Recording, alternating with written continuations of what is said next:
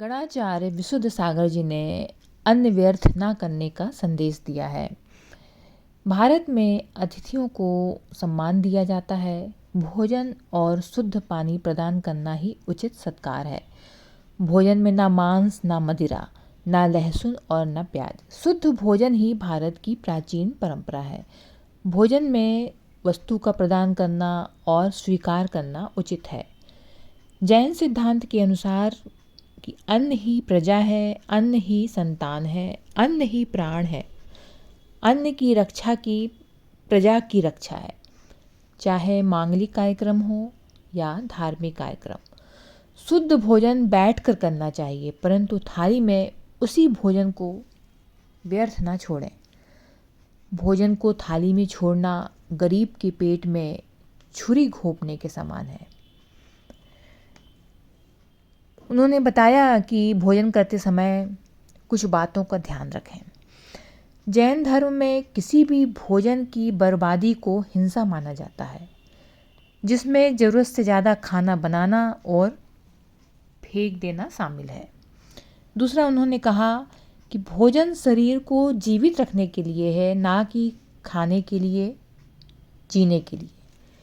इसलिए आवश्यकता के अनुसार ही भोजन करना चाहिए।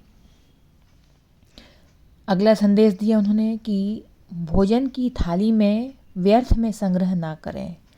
कि लोग भोजन करते हैं, इकट्ठा थाली में भर लेते हैं और फिर बाद में छोड़ देंगे, तो व्यर्थ में संग्रह नहीं करें। यह भी परिग्रह की श्रेणी में आता है, जिससे पाप लगता है। भोजन थाली में उतना ही लें जिससे भोजन करने का परिणाम सिद्ध होगा। बाद में भले ले लें, लेकिन इकट्ठा थाली में ना भरें।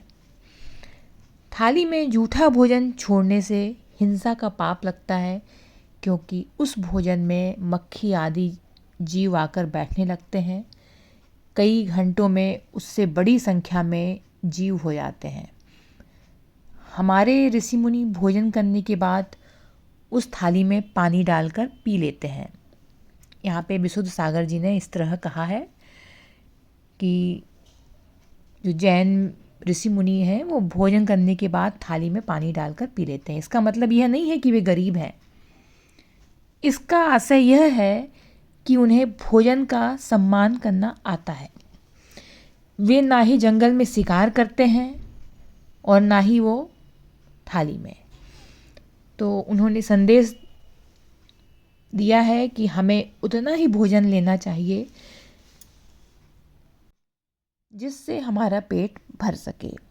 तो उन्होंने संदेश दिया है, अन्न छोड़ना हिंसा के समान है।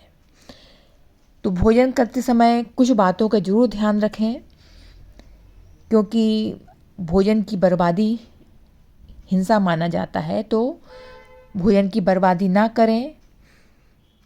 और उन्होंने कहा कि भोजन जीवित रखने के लिए है, ना कि खाने के लिए, जीने के लिए। और भोजन करें तो थाली में बहुत सारा ना लें और खाने के बाद भले आप ले लें। तो उन्होंने मुहिम छेड़ी है कि भोजन की बर्बादी रोकें।